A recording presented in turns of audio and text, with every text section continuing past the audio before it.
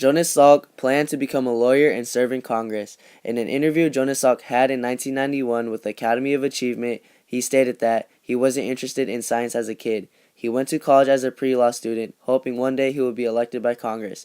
Jonas Salk switched from pre-law to pre-med because his mom didn't think he'd become a very good lawyer. Jonas Salk worked on vaccines at the University of Michigan of Public Health until the year of 1947. Then he began to run a lab at the University of Pittsburgh School of Medicine.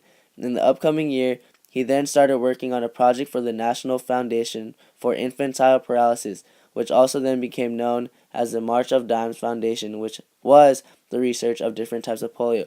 Also, Roosevelt started this foundation in the year of 1938 to help Americans that were affected by polio.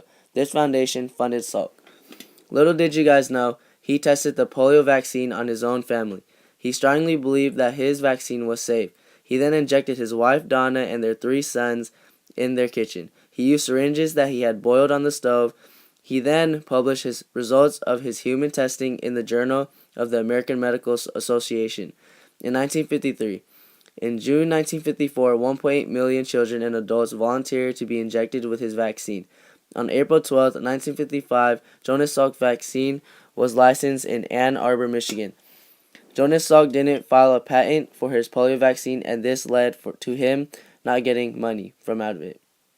When a journalist asked him who owned the patent, he responded, "The people, I would say. There is no patent."